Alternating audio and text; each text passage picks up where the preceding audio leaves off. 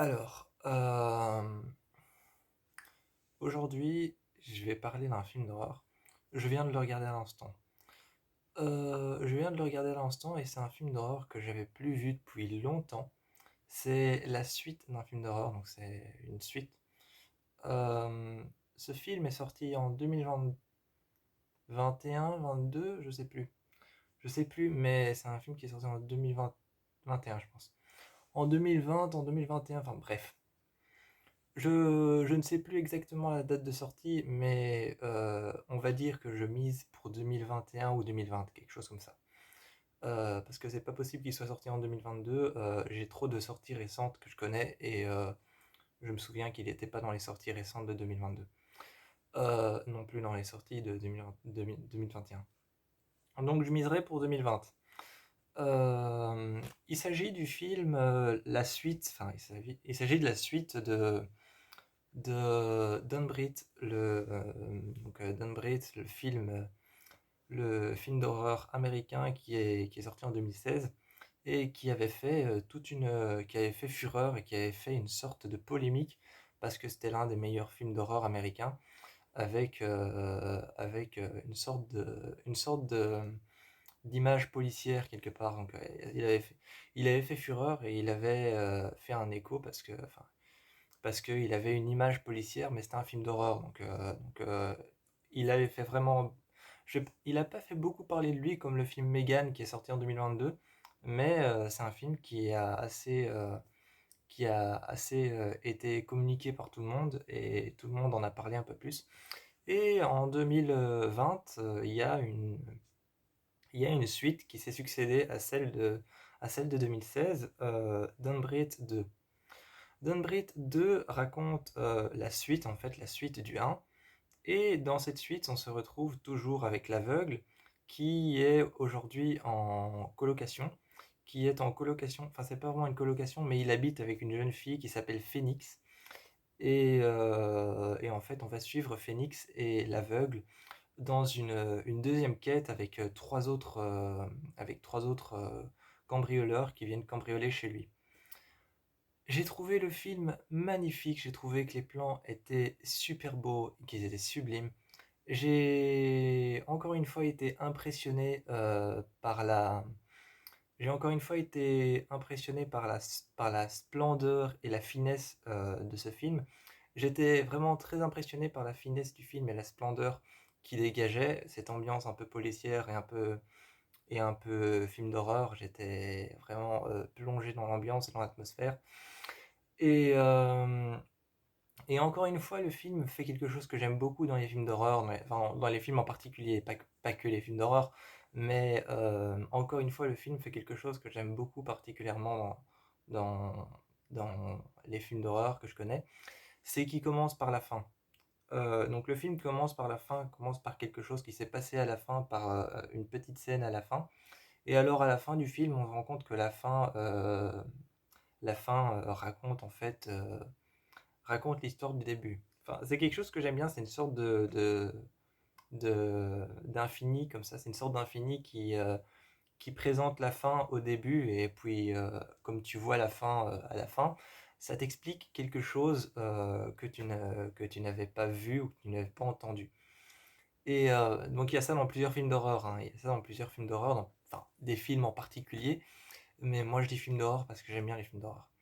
Il y a ça dans le film d'horreur Crimson Peak qui commence exactement par la fin et à la fin t'as toute une explication qui reprend cette scène du début qui est une scène de la fin qui nous explique quelque chose qu'on n'avait pas vu et qui nous était un peu passé sous le nez.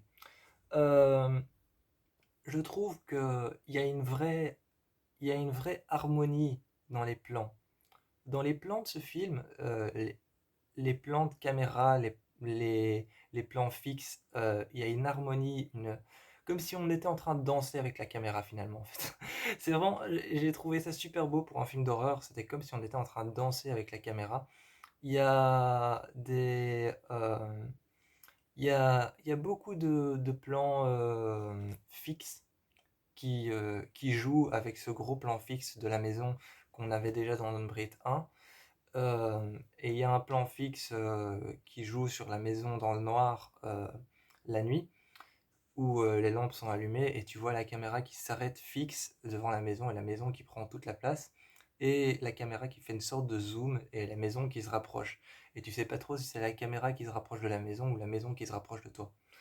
Et il y a aussi, un plan fixe pendant l'incendie avec la maison qui prend toute la place et finalement la caméra qui s'avance légèrement, qui fait un petit zoom et qui vient cadrer la maison presque juste dans le cadre de l'écran.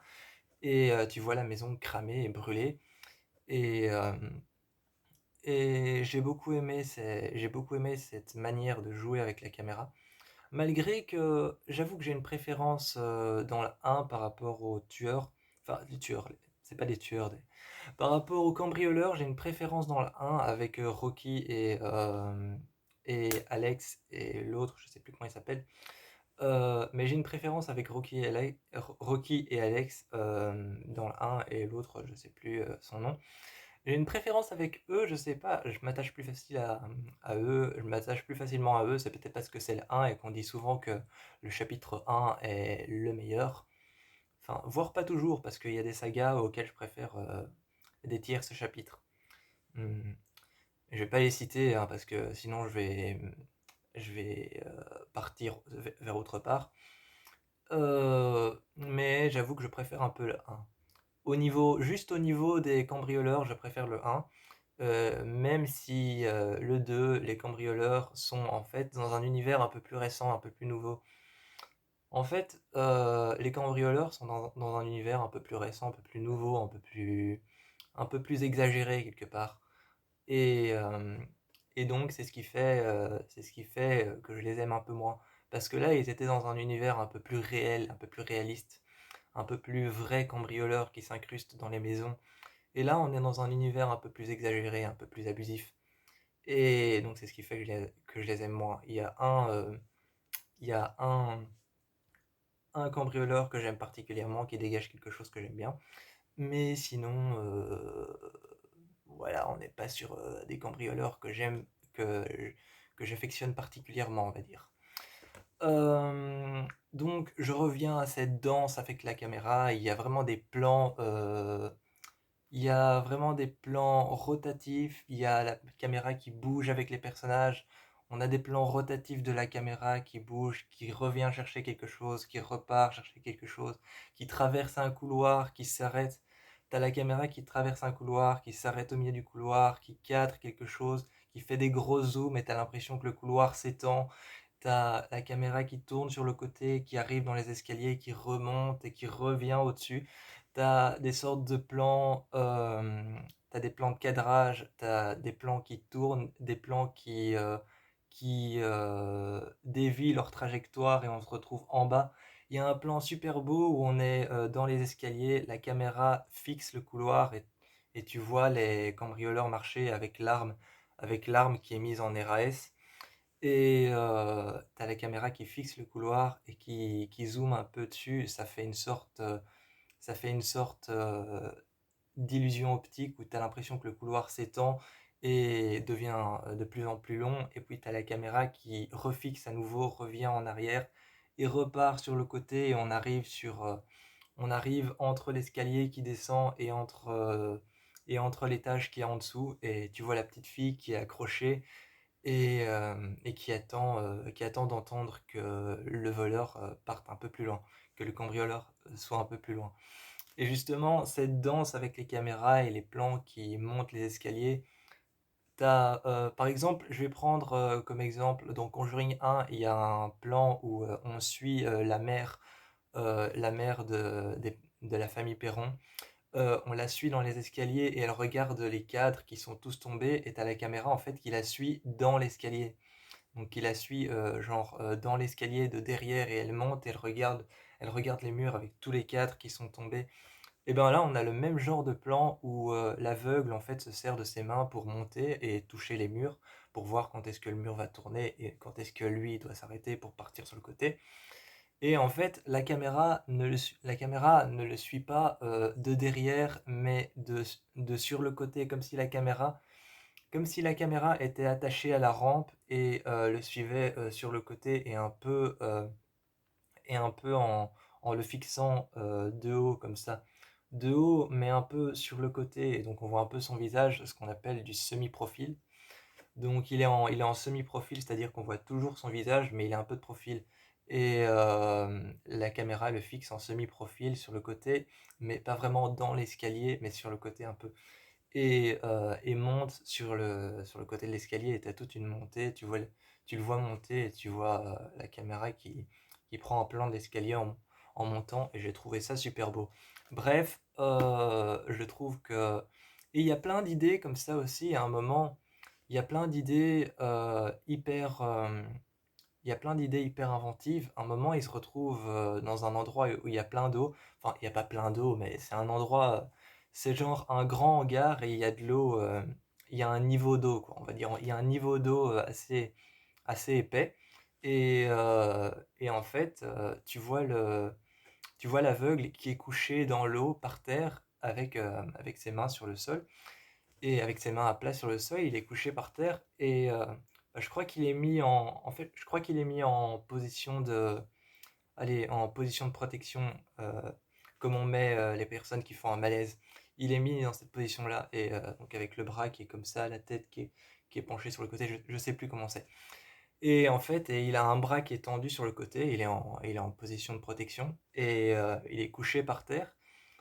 Et, euh, et les cambrioleurs vont le chercher, donc vont le chercher dans cet endroit où il y a un niveau d'eau assez épais. Et juste au moment où ils font un pas dans l'eau, t'as les chaussures, t'as les chaussures qui touchent l'eau et donc qui envoient une pression et une petite vague vers sa main. Et il y a un plan qui est super beau où la caméra est presque en train de longer l'eau et suit le mouvement de cette petite vague qui a été envoyée par la pression de la chaussure dans l'eau. Et, euh, et au moment où la vague au moment où il sent le mouvement de la vague sur son doigt, il y a une sorte de petit bruit il y a une sorte de petit bruit comme si deux lames s'aiguisaient. Et en fait, c'est super intelligent parce qu'en fait, t'es par terre, t'es aveugle, tu sais pas quand tu dois te lever et quand ils sont près de toi.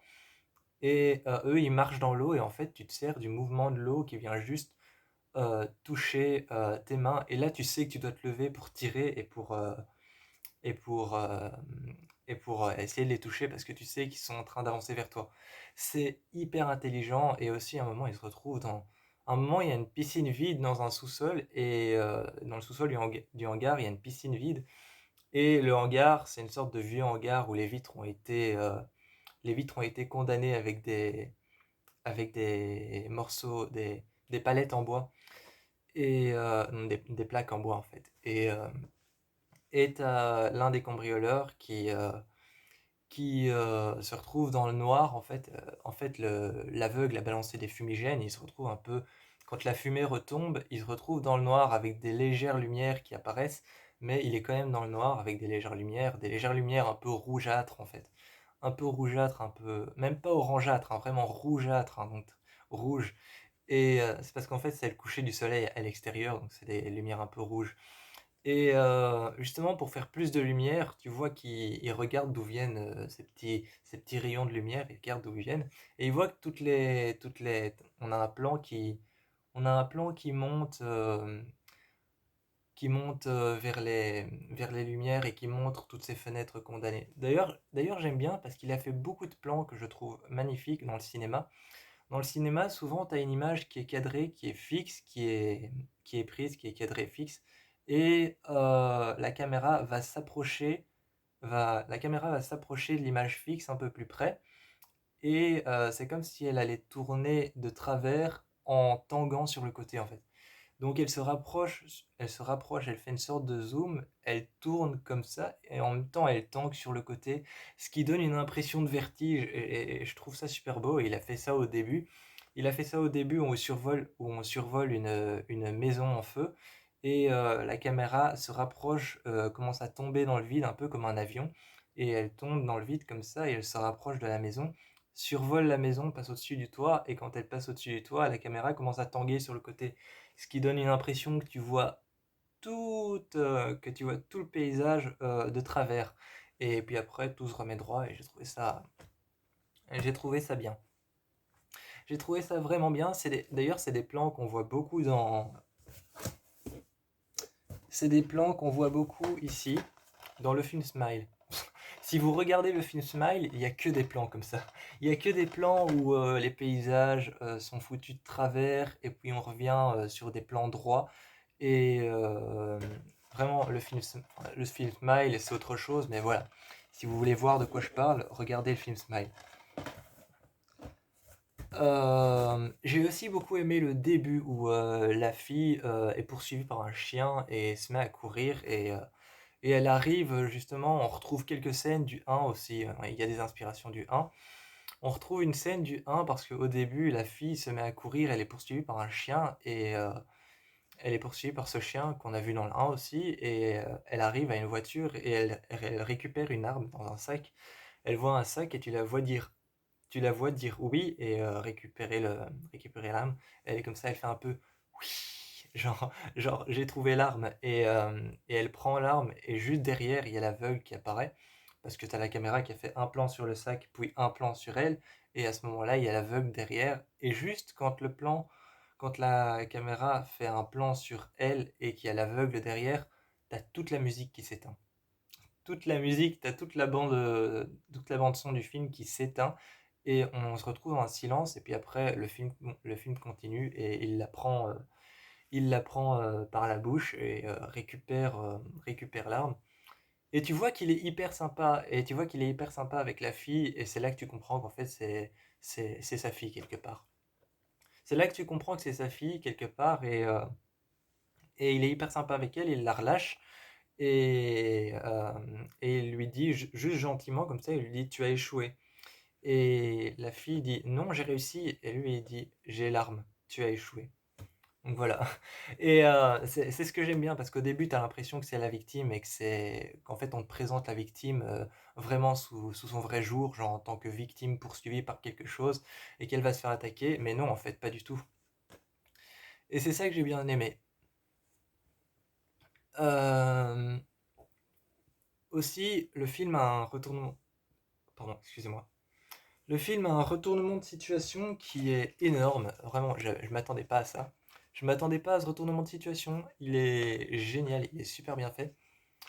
En fait, euh, le retournement de situation, pour ceux qui veulent pas savoir, arrêtez la vidéo maintenant.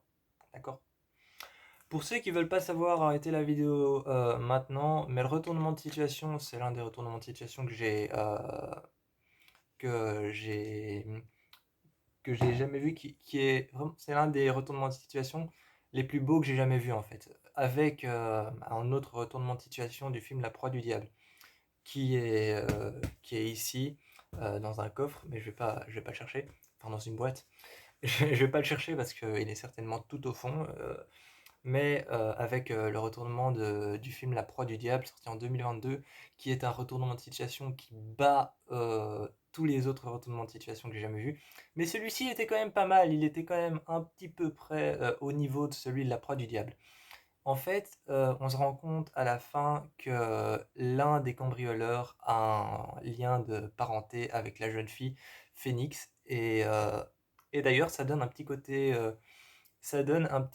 humanisé au film parce qu'au début t'es genre dans un truc hyper hardcore, hyper gore et un peu à la Evil Dead, enfin à la Evil Dead parce que c'est un film de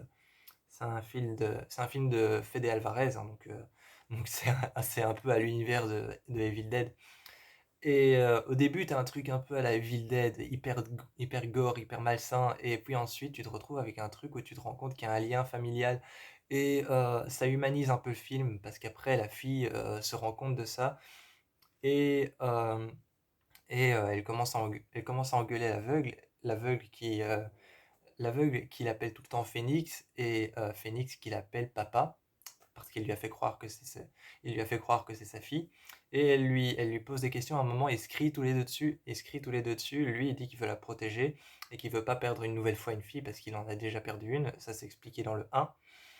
Et la jeune fille, Phénix, lui crie dessus et lui dit: «J'ai quel âge? Je m'appelle comment pour de vrai? Et c'est quand mon anniversaire?» Et j'ai trouvé ce moment de dispute un peu humanisant, qui humanisait un peu le film, je trouvais ça bien. Par contre, l'explication du retournement de situation, c'est pour ça que je dis qu'il est pas au niveau de c'est pour ça que je dis qu'il est pas au niveau de La Proie du diable. En fait, le gars explique qu'il a fait de la prison, donc il explique qu'il a fait de la prison et il dit que c'est son père, en enlevant son bonnet ou sa casquette, je sais plus, il retire, son bonnet qu'il a sur la tête et il le retire, il montre ses cheveux et en fait, Phénix, ça se voit pas sur l'affiche, mais en fait, dans le film, elle a une petite mèche blanche dans ses cheveux. Elle a une petite mèche blanche dans ses cheveux, ce que je trouve ça trop stylé. En plus, elle a une petite tresse. En fait, elle a une mèche blanche qui lui vient de quelqu'un apparemment qui serait génétique, donc qui lui viendrait de sa mère ou de son père. Et justement, le gars retire son bonnet et il montre ses cheveux, il se décoiffe un peu et il montre un côté de ses cheveux avec ses cheveux qui sont un peu blancs. Et il lui dit, j'ai attendu ce moment tellement longtemps et j'ai été en prison et je rêvais de ce moment toute ma vie. En prison, je vais pas dire que c'est vrai, mais quelque part, cette série a eu une part de vrai, hein, Orange is the New Black. J'ai vu la série Orange is the New Black et en fait, cette série montre un peu ce qui se passe en prison en Amérique, dans les prisons de femmes. Et dans les prisons, en fait, il y a des coiffeurs et des coiffeuses. Donc, le mec aurait très bien pu se faire une teinture pour pouvoir retrouver sa fille. Donc voilà, ça c'est une explication que j'avais, une petite théorie. Je me suis dit, en fait, le mec, ça peut bien être un voleur qui s'est fait une teinture pour pouvoir récupérer la petite fille et lui faire croire que c'est lui le méchant. Et j'ai aussi bien aimé le film parce qu'avec ça, en fait, ça ajoute une touche de manipulation psychologique. Genre, genre à un moment, ils sont dans la maison et ils sont pas avec eux, mais le, l'aveugle essaye de cacher la petite fille, il traverse les murs et elle lui dit qu'est-ce qui se passe, qu'est-ce qui se passe? Et lui, il lui dit chut, suis-moi. Et ils sont en train abaissés comme ça, ils avancent un peu et ils marchent dans les murs et dans le, dans le sous-sol de la maison, dans le sous-sol de la maison, au rez-de-chaussée, pardon, t'as les cambrioleurs qui disent petite, c'est pas de moi que tu devrais avoir peur, mais c'est de la personne qui est à côté de toi. Et donc il lui dit ça, petite, c'est pas de moi que tu devrais avoir peur, c'est de la personne qui est à côté de toi. Et ils lui disent, tu sais pas qui il est, mais moi je peux te dire qui il est pas. Donc tu sais pas qui il est, moi je peux te dire qui il est pas, genre une situation genre c'est pas moi le méchant, c'est lui le méchant, et ça fait un peu un chamboule-tout il essaie un peu de retourner le cerveau de la petite en lui montrant que c'est lui le méchant alors qu'il essaie de la sauver. Et donc il y a un peu de manipulation psychologique aussi, ce qui est bien, et ce que j'aime beaucoup depuis que j'ai découvert la série Pretty Little Liars. Donc vraiment, ouais, c'est un super bon film, je vous encourage à aller le voir. C'est un super bon film, il y a beaucoup de suspense et il suit assez bien. Je trouve que c'est une bonne suite, il suit assez bien la première partie de Dunbreed. Donc je vous encourage à aller voir Dunbreed 2 et à vous laisser surprendre par la fin, parce que je vous dis rien, mais la fin est très surprenante. Et je vous fais plein de bisous.